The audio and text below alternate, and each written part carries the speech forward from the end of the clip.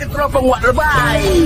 Awas, tangkap iblis. السنة هم أعداء الإرهاب، هم الذين يحاربون الإرهاب دينا فيمنعون الإرهاب والإفساد على كل أحد. بلادي المملكة العربية السعودية بلاد على التوحيد وتعلي السنة وتمنع البدعة، الدولة الوحيدة على وجه الأرض التي تحارب الإرهاب عقيدة، ولذلك تمنع الإرهاب في كل مكان. كل دولة تمنع الإرهاب عنها، أما بلادي فتمنع الإرهاب عن كل إنسان، لأن دينها وعقيدتها توجب عليها ذلك. علماؤنا قد أفتوا بفتاوى تزلزل الجبال بتحريم الإرهاب.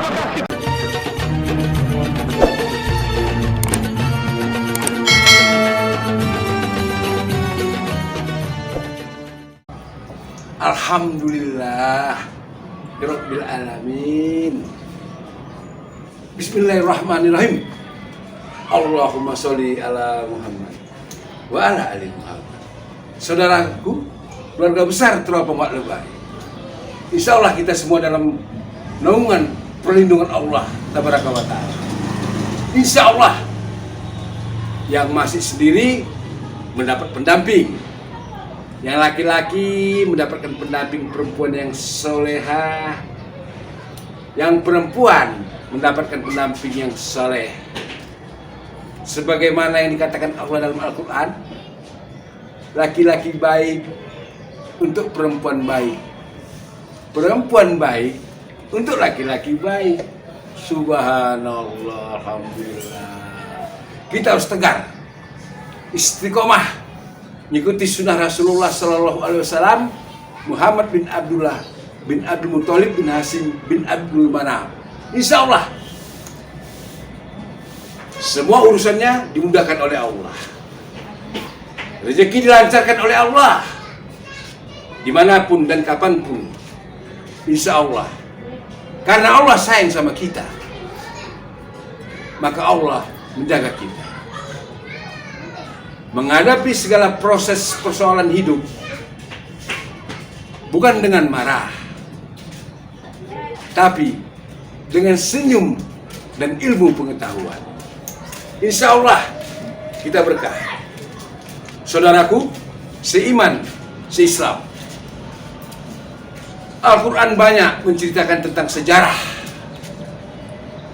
Begitu pentingnya sejarah bagi manusia. Sejarah begitu sangat pentingnya sejarah. Makanya ada benarnya Bung Karno mengatakan jas merah. Jangan sekali-sekali melupakan sejarah. Ini sebenarnya untuk generasi muda sangat penting ini.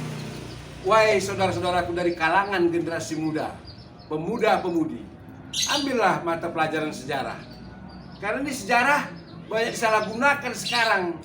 Banyak disalahgunakan untuk melemahkan akidah umat Islam ini. Dari berbagai sisi, setan-setan dari jenis manusia ini menyerang. Ada dari sejarah, banyak itu. Tapi sejarah itu bukan ditulis oleh orang-orang yang beriman, bukan ditulis oleh orang-orang yang bertakwa kepada Allah. Bahkan mereka itu kebanyakan non-muslim, yang intinya bagaimana umat Islam jauh dari Al-Quran, jauh dari As-Sunnah. Sejarah sekarang ini sedang terjadi perang pemikiran. Sah-sah saja, nggak ada persoalan. Adu ilmu pengetahuan, sah-sah saja. Mereka berkomentar, mereka beraksi, kita harus bereaksi. Aksi, reaksi, tapi cara damai, bukan cara frontal, bukan. Nanti kalau kita ngomong sedikit main fisik, apa? Segudang negatif dilempar ke muka Islam, ke muka kita. Radikal, teroris. Hadapi dengan ilmu pengetahuan dan argumen-argumen yang kuat.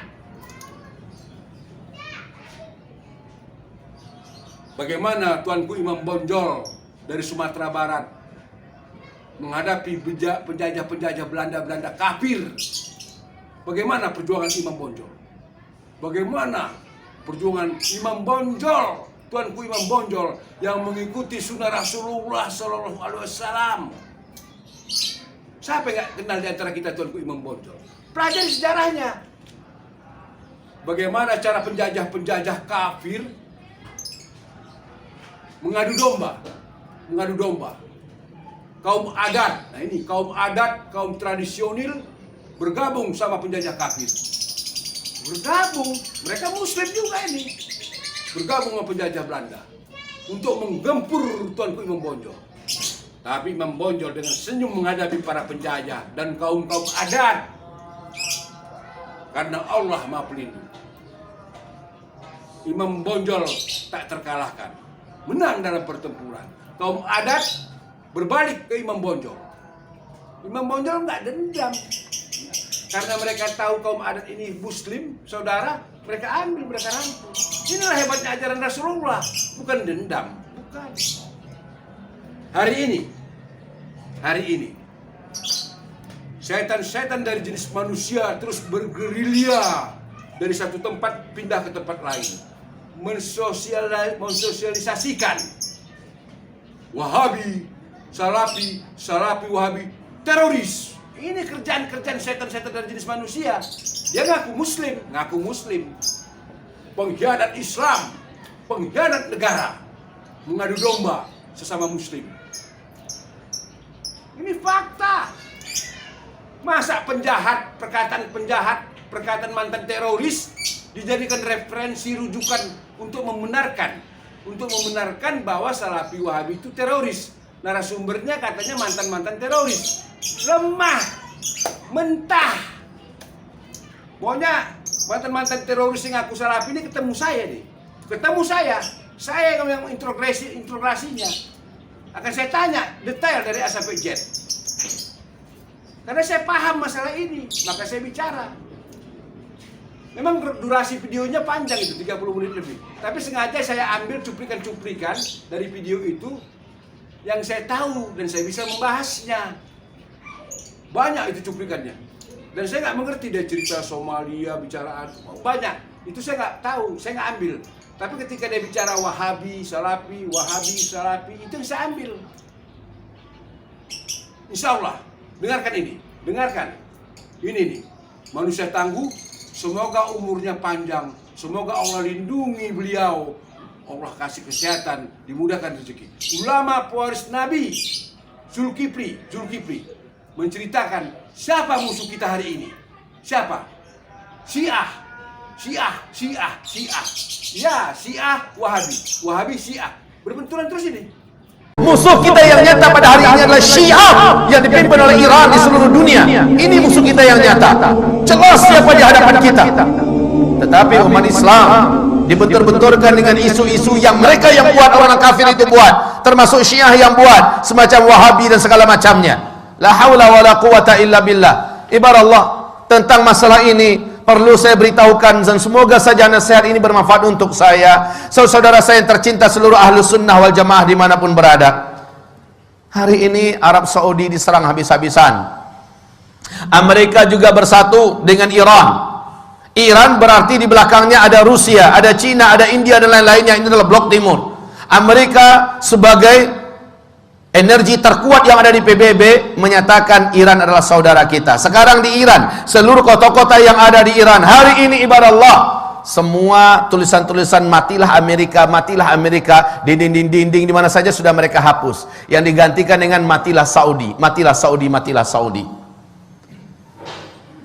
Lalu orang-orang muslimin di seluruh dunia termasuk di Indonesia berhasil dibakar dan disulut dengan isu Wahabi yang disematkan kepada Saudi, disematkan kepada imam-imam yang memimpin di Masjidil Haram, di Masjid Nabawi, disematkan istilah Wahabi ini kepada ulama-ulama yang bersumber dari Saudi. La haula wala quwata illa billah. Ketahuilah hamba-hamba Allah, ini fitnah. Sebab apa? Dengarkan hadis-hadis Rasulullah sallallahu alaihi wasallam berikut ini. semoga kita tersadar betapa kita telah diadu domba oleh musuh-musuh Allah yang membawakan istilah-istilah yang tidak patut untuk dipercayai bersama. Saya yakin dan berbaik sangka bahwa seluruh yang hadir dalam Jumatan ini, di masjid ini, insya Allah Ta'ala bukan termasuk orang-orang yang mudah disulut dengan paham-paham seperti ini. Tetapi saya berharap melalui media yang ada, media sosial yang ada, dari dunia maya segala macamnya, di seluruh Indonesia bahkan menerobos ke seluruh dunia, sampailah hendaknya nasihat ini, bahwa sesungguhnya isu-isu yang tidak pantas disematkan kepada Islam, khususnya Wahabi-Wahabi, dan menyerang Arab Saudi. Sekali lagi, saya termasuk orang yang benci dengan Arab Saudi. Dulu, kenapa? Loyalitas Arab Saudi pada Amerika, loyalitas Arab Saudi kepada Zionis Israel, loyalitas mereka. Tapi ketika Arab Saudi jatuh ke tangan orang yang saleh, insya Allah, Allahu a'lam, di tangan Raja Salman, bagaimana dia mendeklarasikan kesatuan umat Islam di atas kepentingan Islam, bagaimana dia bersumpah bahwa akan membebaskan Al-Quds, bagaimana dia menyatakan baraknya terhadap segala macam kejahatan-kejahatan yang dilakukan oleh Timur dan Barat, terkhusus oleh PBB, dan tidak mau lagi diatur oleh PBB. Lihat bagaimana sekarang Islam benar-benar menjadi perhatian utama, dan sejak itu Amerika berpihak kepada Iran. Sejak itu Amerika bertekad untuk menghabisi Ahlussunnah wal Jamaah melalui lokomotif yang paling benci kepada Islam, yaitu Syiah. Maka kaum muslimin, perhatikan sekarang. Rasulullah bersabda sallallahu alaihi wasallam, "Inna ad-din la ya'rizu ila al-Hijazi kama ta'rizul hayyah ila juhriha." Sesungguhnya agama ini pada akhirnya nanti akan kembali berpusat dan berfokus kepada Hijaz, sebagaimana berpusatnya dan berkutatnya ular di dalam lubangnya. Hijaz itu adalah Makkah, Madinah, Taif. Ini yang Hijaz. Di zaman-zaman fitnah, Islam akan kembali berkutat atau berkonsentrasi di Hijaz. Dan ini sekarang difitnah sebagai Wahabi-Wahabi. Rasulullah sallallahu alaihi wasallam ceritakan oleh Abu Hurairah, semoga Allah ridha kepadanya, Rasulullah bersabda, "Innal Islam bada'a ghariban wa sayaudu ghariban kama bada'a." Islam mula-mula datang, dia adalah aneh, dikucilkan dan tidak diterima. Nanti ketika di akhir zaman, Islam akan kembali dianggap aneh, dikucilkan dan kembali tidak diterima, justru oleh umatnya sendiri. Wa huwa ya'rizu bainal masjidaini kama ta'rizul hayyatu fi juhriha. Dan Islam ini, kata Rasulullah sallallahu alaihi wasallam, hanya akan terpusat di dua masjid ini, yakni Masjid An-Nabawi dan Masjidil Haram, berarti di Makkah dan di Madinah, ya. Kama ta'rizul hayyatu fi juhriha, sebagaimana ular berpusat di dalam lubangnya. Hari ini sekali lagi, isu tentang Abdul Wahab bin Abdul Rahman Al-Afriqi di abad kedua dari kelompok komunitas Khawarij yang menganggap kelompoknya saja yang paling benar, di luarnya sesat seluruhnya, yang mengkafir-kafirkan orang, membidah-bidahkan orang pada abad kedua Hijriah. Bukan Syekh Muhammad bin Abdul Wahab At-Tamimi yang ada di Hijaz, bukan. Ini jelas mujaddid. Tetapi umat Islam ini, dengan dalam buku yang ditulis oleh Muhammad Novelis, Zionis dan Syiah bersatu menghantam Islam, ternyata istilah Wahabi-Wahabi yang harusnya di abad kedua yang muncul itu, si Khawarij itu, ini yang dihidupkan dan disematkan kepada Syekh Muhammad bin Abdul Wahab. Dan ini tidak benar, ini batil. Syekh Muhammad bin Abdul Wahab adalah seorang mujaddid, ulama Ahlussunnah wal Jamaah.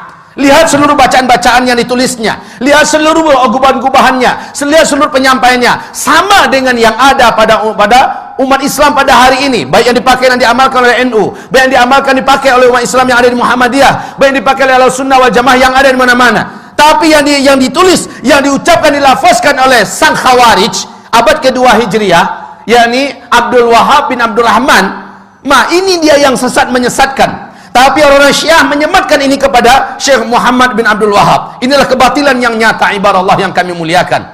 Lalu umat Islam sekarang mau saja percaya dan dibentur-benturkan.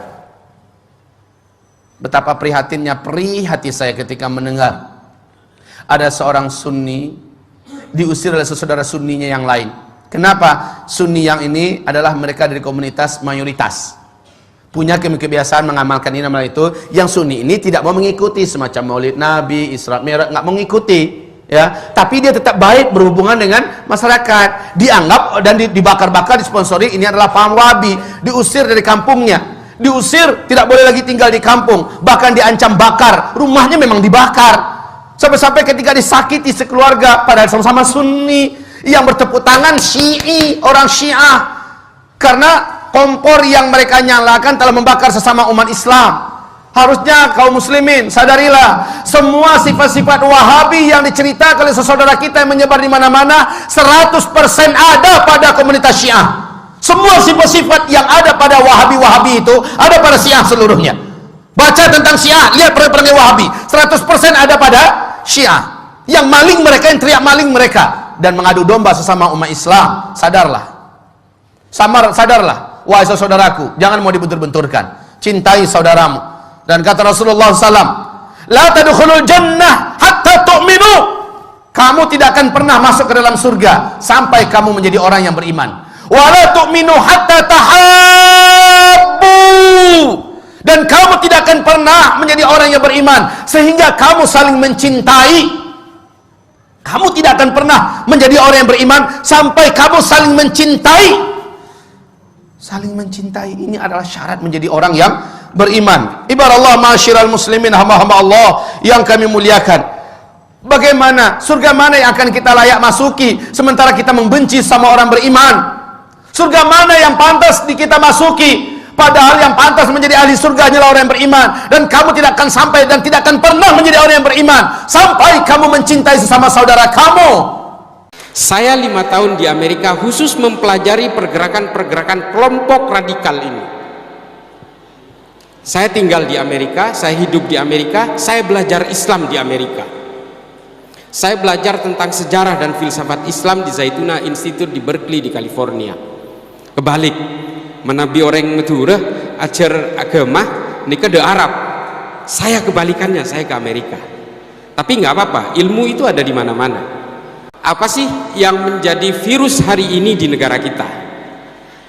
Yang menjadi virus hari ini di negara kita adalah ada 2 hal penting, yaitu yang pertama adalah tentang salah satu ajaran yang bernama Salafi Wahabi.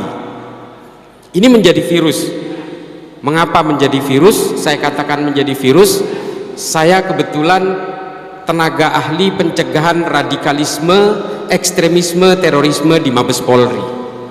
Saya melekat bekerja sehari-hari dengan Densus 88. Dan saya harus mengakui jati diri saya, karena apa yang akan saya sampaikan ini adalah data-data dari temuan saya ketika saya berhadapan langsung dengan teroris-teroris yang baru ditangkap. Saya harus akui itu. Dan saya punya data berdasarkan pengalaman saya ketika saya bertatap muka dengan mereka. Saya pastikan 100% teroris yang ditangkap oleh Densus 88 berfaham Salafi Wahabi.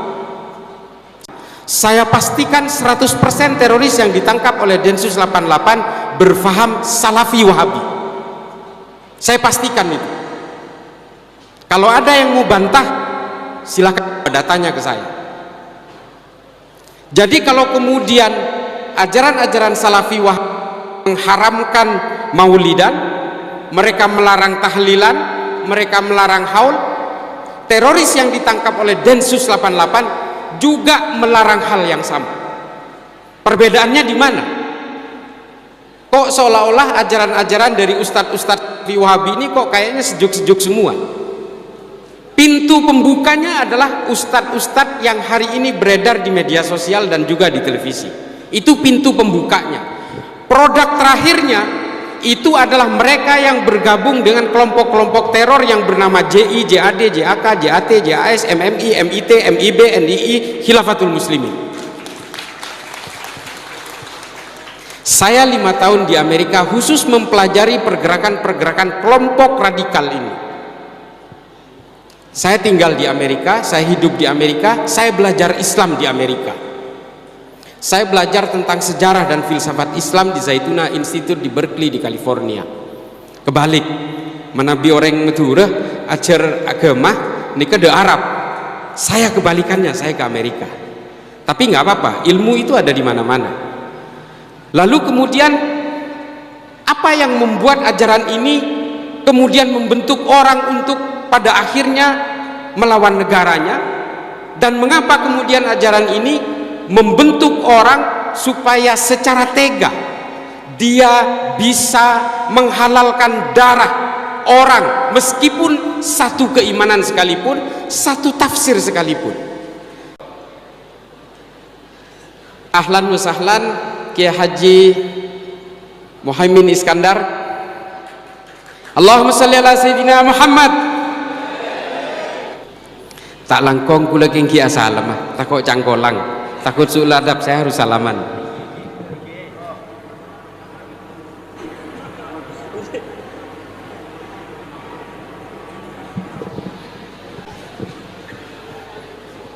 Ajaran-ajaran ini kemudian disebarkan di Arab Saudi, lalu kemudian orang-orang Arab Saudi berusaha melepaskan diri dari kekuasaan Kekaisaran Utsmani. Nah, persoalannya kemudian ajaran ini dibawa ke negara kita, tujuannya satu. Tujuannya ingin menumbangkan Nahdlatul Ulama. Nah, ini yang harus kita pahami. Mengapa orang-orang Wahabi ini mengharamkan maulidan? Karena keluarga Ibnu Saud paling takut dengan kerumunan masyarakatnya sendiri, karena mereka takut rakyatnya sendiri memberontak kepada keluarga Ibnu Saud. Ini tolong diperhatikan. Nih, seperti perkumpulan-perkumpulan jamiah seperti ini paling ditakuti oleh keluarga Ibnu Saud. Lalu mengapa orang Wahabi juga anti terhadap dzurriyyah kenabian?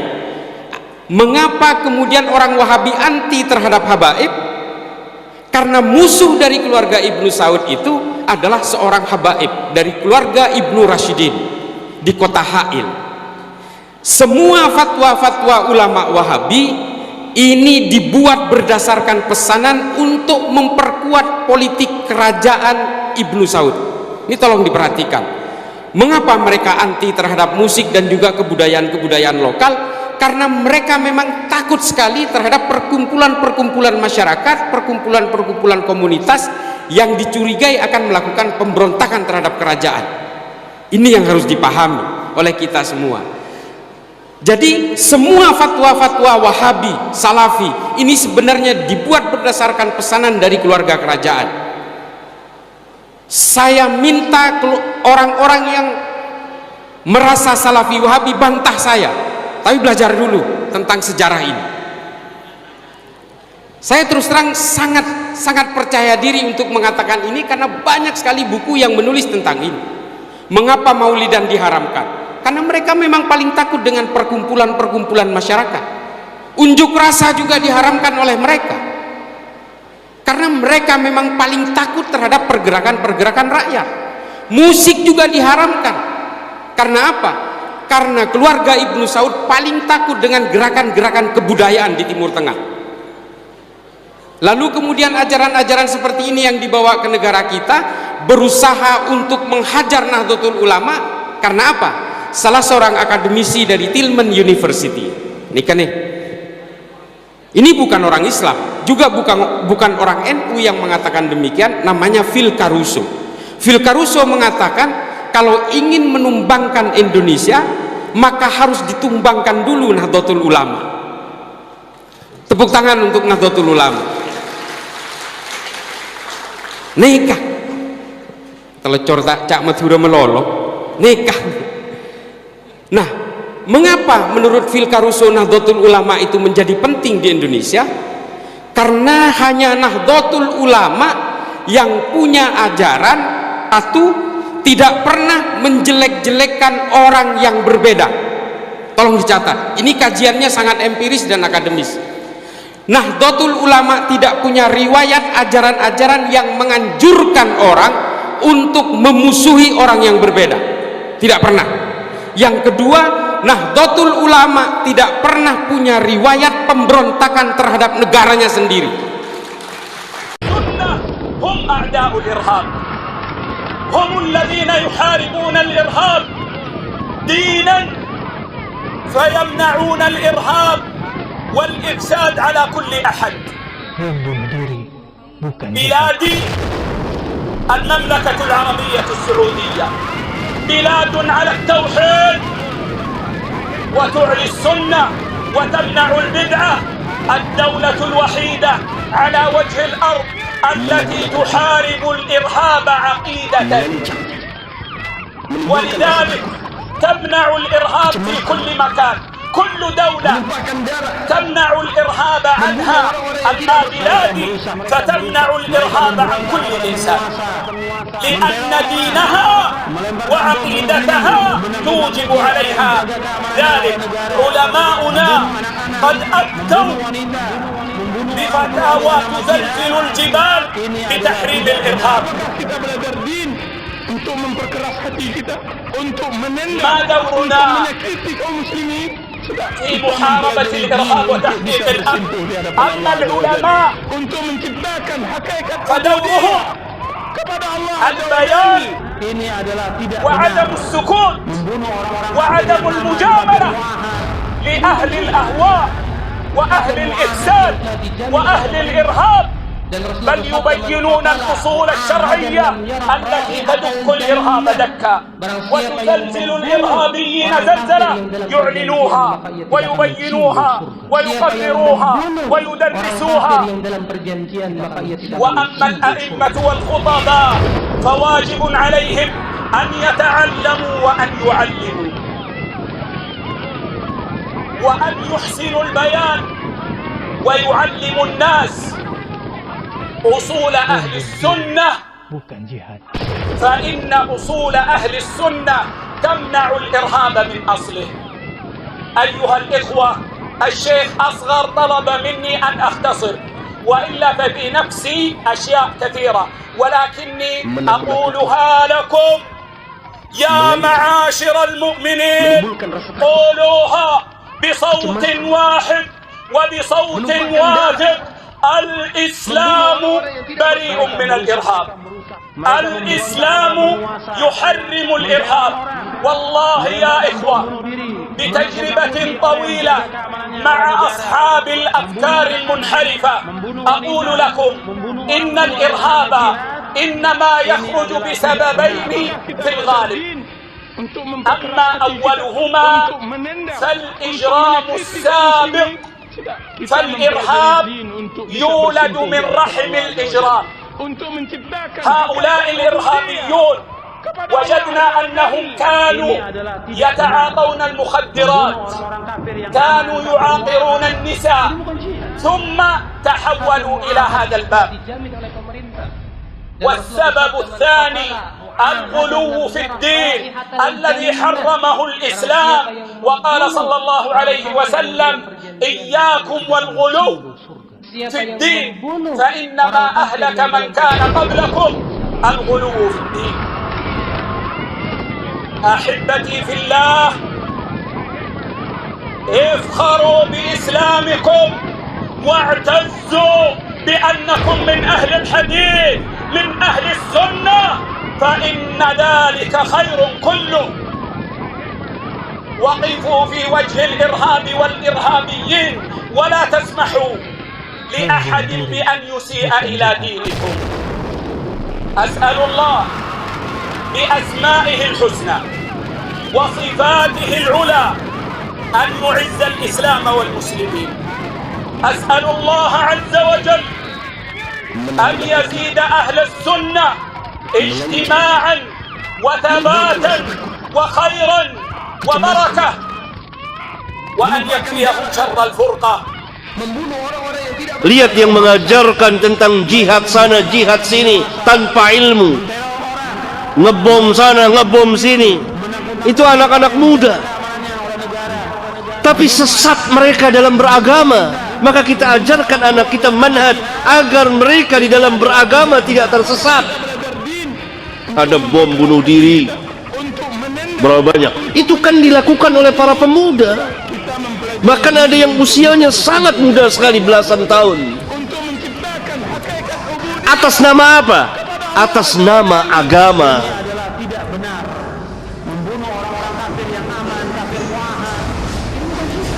Kenapa? Karena mereka diajarkan oleh para penyesat atas nama agama. Mereka diajarkan bukan oleh ulama, bukan oleh orang-orang yang berilmu. Orang kafir yang dalam perjanjian maka ia tidak akan Hanya mengandalkan semangat, bermodalkan keberanian, maka ia tidak akan mencium surga. tapi tidak berilmu. Akibatnya perbuatan mereka merusak Islam dan kaum muslimin. Nggak mungkin ada orang yang beriman melemparkan bom kepada orang, merusak, menteror, atau membakar, atau membunuh. Nggak mungkin. Perhatikan di sini. Ini yang paling rendah cabang iman, menyingkirkan kemudian. Makanya beraninya orang itu melemparkan bom sampai sekian banyak orang mati. Ini bukan dari Islam dan bukan jihad. Bukan, ini merusak di muka bumi. Merusak di muka bumi. Bukan dari Islam. Islam tidak pernah mengajarkan demikian. Makanya perhatikan, Islam itu ajaran yang membawa kepada kedamaian, tidak pernah mengganggu orang. Bahkan kalau ada orang mengganggu tetangga, kata Nabi apa? Tidak beriman, tidak beriman, tidak beriman, kata Nabi. Man la ya'manu jaruhu bawaqahu, yang tetangganya tidak aman dari gangguan. Sudah kita dengarkan dua narasumber. Ini orang-orang berilmu ini. Dua narasumber ini orang-orang, waduh, berlian. Oh, dahsyat. Dahsyat. Tetapi narasi-narasi yang mereka ucapkan, kita tahu kemana arahnya. Mana yang membela agama Allah, mana yang memperjuangkannya hak, mana yang berada di jalan setan, mana yang memperjuangkan berdirinya kebatilan. Itu semua kita bisa tahu. Saya serahkan kepada seluruh penonton, kepada saudaraku seiman seislam. Anda tahu, Anda bisa menyimpulkan. Saya hanya menyampaikan. Anda yang menyimpulkan mana yang mana yang patut, layak untuk dipanuti, yang diikuti mana di antara dua tadi? Yang mana? Yang didengar omongannya, yang dipercaya perkataannya, yang layak untuk diikuti. Yang mana? Itu Anda semua yang tahu. Wak lebay hanya menyampaikan. Inilah perlu kita budayakan. Pergerakan, digerakkan saraf otak ini. Karena kalau manusia udah konslet saraf otaknya, ngomongnya pun ngaur gitu. Insya Allah dan waktu kita ketemu lagi.